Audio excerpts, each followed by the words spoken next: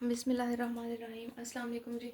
अच्छा जी, कोशिश की थी कि जीआई फिजियोलॉजी जो है ना वो जल्दी से जल्दी ख़त्म हो सके, लेकिन ये थोड़े से एक दो पॉइंट्स थे जो मैंने सोचा कि चलिए आप लोगों के मिस ना हो। ये भी एमसीक्यूज़ हवाले से ना थोड़े बहुत इंपॉर्टेंट है।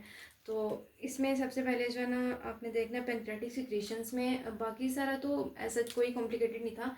थोड़ा सा ये ट्रिप्सिनोजिन की जो एक्टिवेशन है ना, इसका मैं चाह रही थी कि आपको बता दूँ। इसकी एक्टिवेशन जो है ना 3 तरह के तरीक़ों से होती है।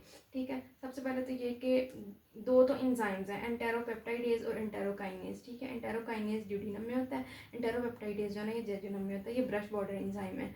ठीक है, ये ट्रिप्सिनोजिन को एक्टिव करते हैं ट्रिप्सिन फॉर्म में। ठीक है, और तीसरी बात ये कि एक दफ़ा इनसे थोड़ी सी ट्रिप्सिन बन जाए तो वो फिर ट्रिप्सिन इंड्यूस्ड ट्रिप्सिन एक्टिवेशन होती है। जो थोड़ी सी ट्रिप्सिन बनती है वो मजीद ट्रिप्सिनोजिन को एक्टिवेट करके ट्रिप्सिन बना देती है। ठीक है, तो ये 3 तरह से जो है ना ट्रिप्सिनोजिन से ट्रिप्सिन बनता है। ठीक है, ये असल में है क्या, ये पेंक्रेटिक एंजाइम है ना जो स्मॉल इंटेस्टाइन में आता है। नेक्स्ट हमारे पास ना कार्बोहाइड्रेट एब्जॉर्प्शन का ये इंपॉर्टेंट टॉपिक था, इसमें से एमसीक्यूज आ जाता है। ख़ास तौर पे जब आप एंडो में पढ़ेंगे ना, एंडो में इंसुलिन का रोल और इंसुलिन जो है ना वो और ग्लूकोज कहाँ कहाँ से किन किन रिसेप्टर्स के थ्रू एब्जॉर्ब होता है, किन किन चैनल से एब्जॉर्ब होता है, तो ये उस हिसाब से इंपॉर्टेंट है। अभी के लिए जीआईटी में आपने सिर्फ इतना ही पढ़ना है। जब हम एंडो में पहुँचेंगे तो वहाँ पे मजीद डिटेल में पढ़ लेंगे GLUT5 GLUT4 और बाकी जो होते हैं। ठीक है, अच्छा फिलहाल हमारे पास ना हमने 3 चैनल्स याद रखने हैं।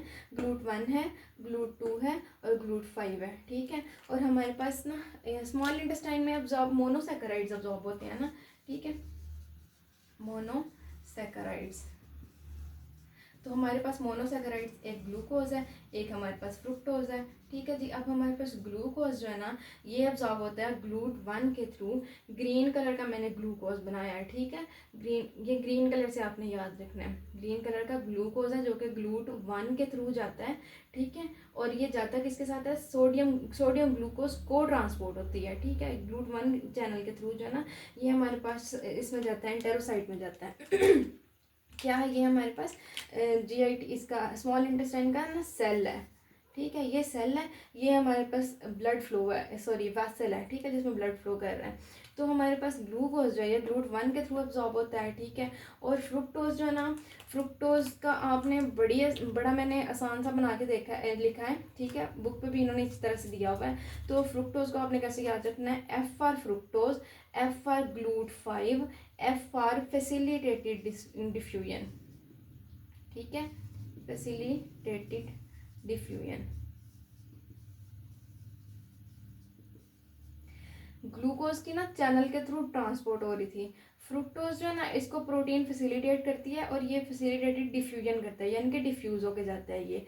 F for fructose, F for GLUT5 के थ्रू फैसिलिटेटेड डिफ्यूजन होती है। और मैंने बनाया अभी फ्रोजी कलर से है, F फॉर फ्रोजी कलर, इसलिए आपने इसको इसी तरह से याद रखना है, ये आपके लिए आसानी रहेगी। ठीक है, अब ये दोनों अपने अपने जो स्पेसिफिक चैनल्स थे उनके थ्रू चले गए हैं सेल में।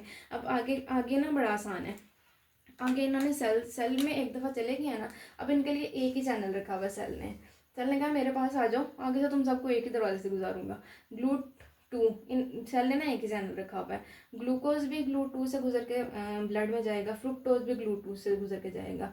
तो सेल्स में आगे सेल से ब्लड की तरफ जाने वाला चैनल जो है ना वो सिर्फ GLUT2 है। ये ब्लड फ्लो है, ब्लड में जाता है इससे। ठीक है, ये थी कार्बोहाइड्रेट्स की अब्जॉर्प्शन। अब उन्होंने ना एक छोटू सा हमें बताया हुआ है, जाइलोस टेस्ट का जिक्र किया हुआ है,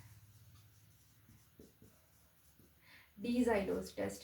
इतना कोई इंपॉर्टेंट नहीं है, लेकिन चले थोड़ा सा आपको बता देती हूँ ताकि आपको पढ़ना ना पड़े। इसमें क्या होता है कि हम ना पेशेंट को देते हैं सिंपल शुगर, जैसे कि अब सादा चीनी नहीं होती, मीठी होती है, ग्लूकोज होता है ना उसमें, तो हम पेशेंट को वो देते हैं। पेशेंट उसको इंजेस्ट करता है, जब वो इंटेस्टाइन में जाती है। ठीक है, थोड़ी देर बाद ना हमने, क्योंकि वो ग्लूकोज है तो वो आराम से अब्जॉर्ब हो जाना चाहिए ब्रश बॉर्डर पे। थोड़ी देर बाद हमने ना उसके ना ब्लड लेवल्स चेक करने होते हैं,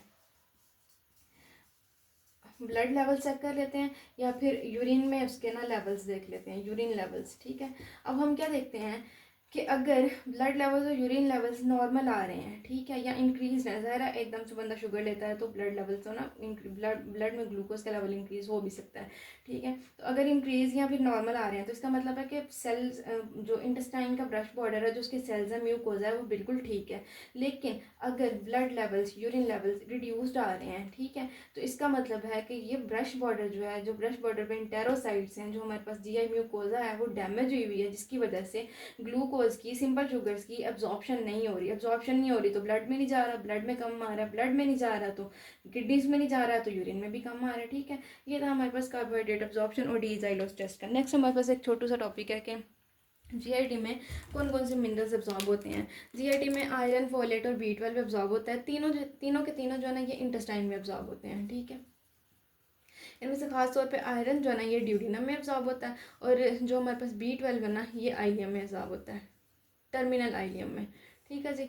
और फोलेट जो है ना, वो ओवरऑल स्मॉल इंटेस्टाइन में एब्जॉर्ब होता है, ठीक है जी। नेक्स्ट हमारे पास बाइल है। इसके बारे में इंपॉर्टेंट चीज़ याद रखने वाली थी कि बाइल की कंपोजिशन क्या होती है। इसमें बाइल साल्ट्स होते हैं, कोलेस्ट्रॉल होता है, बिलीरुबिन होता है, ठीक है जी। अच्छा, हमारे पास हमने ना ये तीनों चीज़ें तो उस तरह याद रखनी है कि जो हमारे पास स्टोन बन रहे थे, या तो बाइल साल्ट्स के बनते हैं, या तो कोलेस्ट्रॉल के बनते हैं, या बिलीरुबिन के स्टोन्स बनते हैं, जो जीबी में स्टोन्स बनते हैं, ठीक है। उसके बाद हमारे पास फॉस्फोलिपिड होता है, और ज़ाहिर कोई चीज़ होगी ना जिसके अंदर ये सारे तैर रहे हैं तो पानी होता है उसमें, ठीक है। ये हो गई हमारे पास बाइल की कंपोजिशन। एक इंपॉर्टेंट चीज़ जो याद रखने वाली है वो ये है कि बाइल में किसी किस्म के इंजाइम्स नहीं होते, नो एंजाइम्स। ये मोस्ट इंपॉर्टेंट चीज़ है, इंपॉर्टेंट एमसीक्यू पॉइंट है, अगर आ जाए तो आपने इसको मिस नहीं करना, ठीक है। अच्छा जी, ये था हमारा जीआईटी फिजियोलॉजी। आई होप मैंने सारे टॉपिक्स क्लियर करवा दिए हैं, छोटे मोटे।